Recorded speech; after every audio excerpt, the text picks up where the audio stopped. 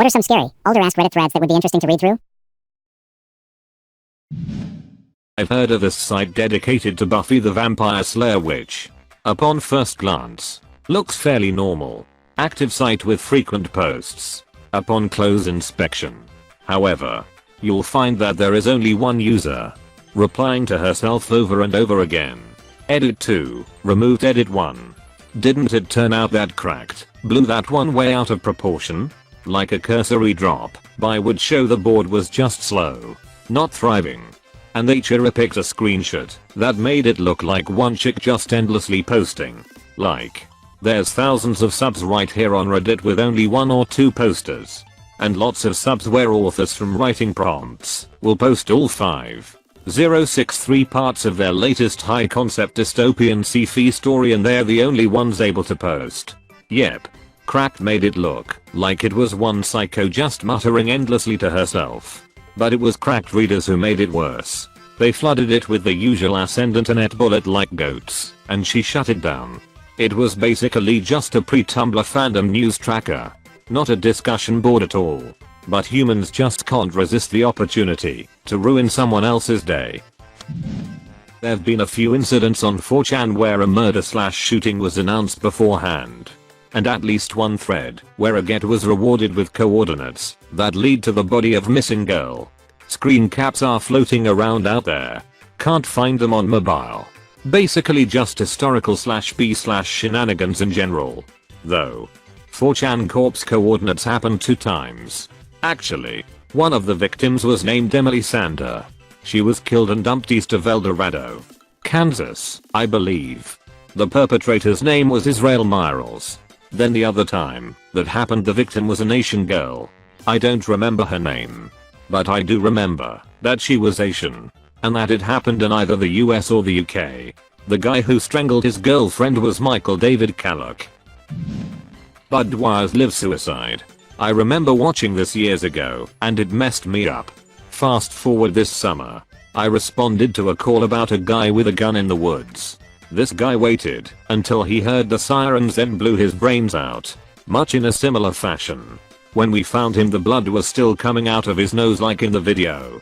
Body still twitching. Made a few gurgles as the life left his body. Didn't faze me one bit. Others had to walk away, and I'm thinking, how ducked up am I? Then I started eating my granola bar while I waited for the meat to show up. Edit. The whole story is the guy planned the suicide out pretty damn meticulously. So it all started with the 911 call from him on his cell phone saying that there was a man in the woods with a handgun. He was last seen by a tree with a gold ribbon around it. PDBTW for people that asked. We rush over to the area the caller described, which is pretty large. As we start getting close to a dead-end street, we hear a gunshot. So now adrenaline is rushing. Worst fear is that this is an ambush. Me and 2 other guys start making our way to where the gunfire came from when my one partner says he sees the gold ribbon. I get a little closer and see sneakers near the base of the tree.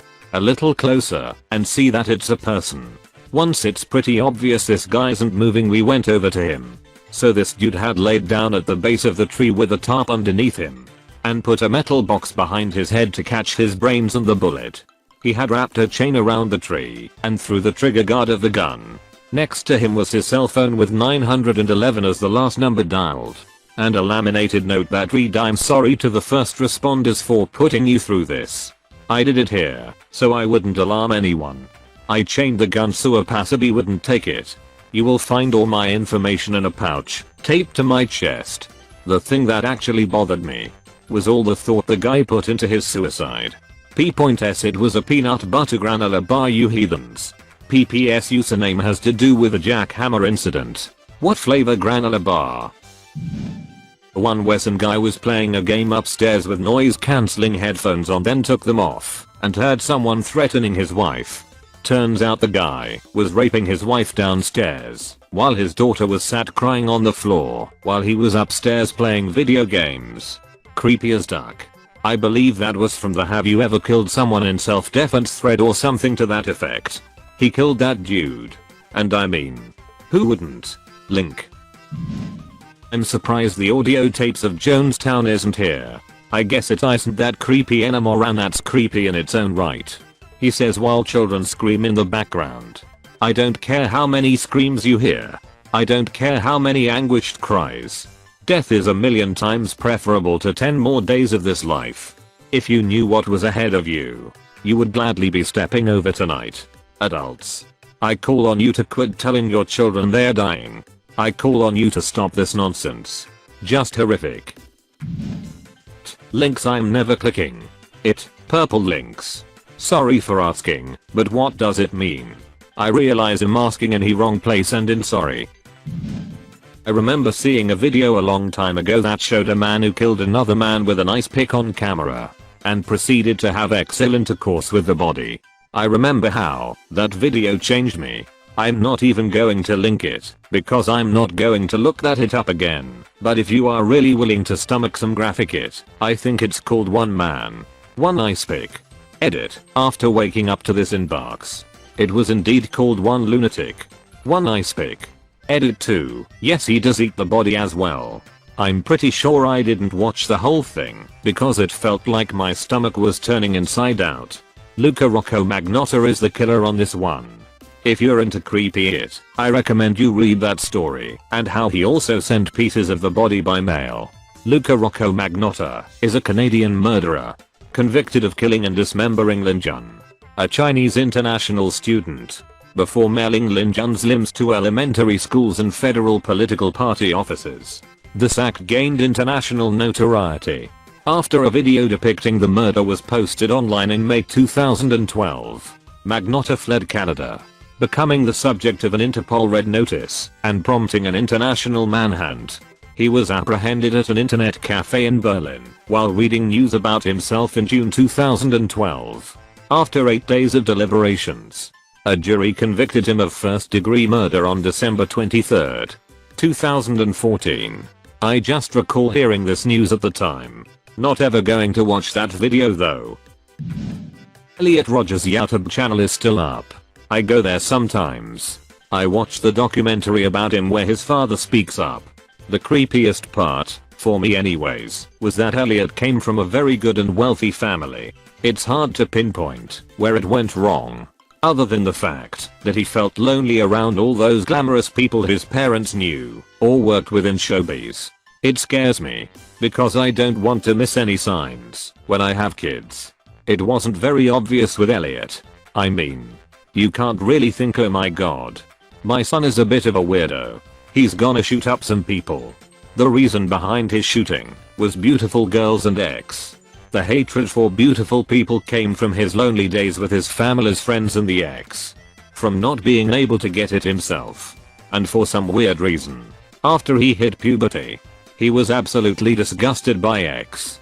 He was so exily frustrated that he ended up being repulsed by it. Weird. Huh. Source: Elliot to his father. I would recommend to go on YouTube and watch it. It's very interesting. He had long talks with his parents about his hatred for others and shame/sadness he had. He went to a therapist. He was in the hospital because he tried to fight the popular kids. His stepmother didn't give a duck. His father was always busy. He was odd and very outspoken about it. He told his best friend everything about how he felt. That friend stopped seeing him because of it. You don't see killing others it coming, but everyone knew it would end some way. And most likely not in a good way. There was a previous creepy pictures thread where some people were hiking and taking pictures and they took a pic of their friend but didn't notice a dead hiker from earlier in the day in the background of the picture. Can't seem to find it. She was rescued with the other person and lived, I believe. There were 2 people that fell down. The girl in the picture was alive and got rescued, but the other went off to find help but fell to his death since it was pitch black and hard to see. Edit. Fixed info about the second person. I feel most people in this thread are conflating creepy with horrific. Murder and gore videos are not creepy. Yeah, creepy leaves you with a slightly unsettled/unnerved feeling for a while. Not OMG I want to burn my eyes out with bleach. The car/brick video still gives me pause. Not gonna go find it again because duck that noise. But a brick falls off the back of a truck at highway speeds. To predictable results. Armin Me was online posts looking for people to eat on the Cannibal Cafe. He worked for a RIT company that was swallowed. I don't know if you say it like that in English, by the company I'm working for. Some of them were at a grill party at his place and are still feeling weird thinking about it. Haha. Swallowed is perhaps especially appropriate in this case. The audio tapes of the killers who kept the trailer for X and torture think it was called the Toybox. Very chilling stuff. The killer had pre-recorded audio that he played for his victims after he secured them in his trailer stirrups, explaining what he expected of them and the rules they were to follow. A long time ago I used to enjoy watching shows like Forensic Files. This guy's story was on one of these types of shows, and it was horrifying what he did to those women. I believe he had a girlfriend who lived with him and assisted him in his acts of depravity. The show showed the toy box the man had built and holy it. I couldn't believe it. Thankfully one girl escaped and the guy was arrested. Can I brighten your mood? Before that girl drugged up another girl and let her go. She went to the police. Nobody believed her and nobody cared. They could have saved them. Edit. Did I say brighten your mood? I meant duck you up. My bad. Can't find the post. But there was a Reddit user who was in high school and got knocked out in the parking lot while he was unconscious. He continued his life in his head. He went on to meet the love of his life, raise a family and enjoy success. He details his life while he was knocked out with a sense of longing and sadness. Eventually he noticed a lamp that was two-dimensional. It bothered him for weeks until his wife and family left him. He realized that the reality he was experiencing was not real and began to go insane. Not long after, he woke up to the school officer carrying him to his car to take him to the hospital. He went to therapy for a long time. He dreams about his kids from the other life and wakes up crying and missing them constantly. It's fascinating, creepy and extremely depressing. But did he go back to the carpet store? You survived cancer and went back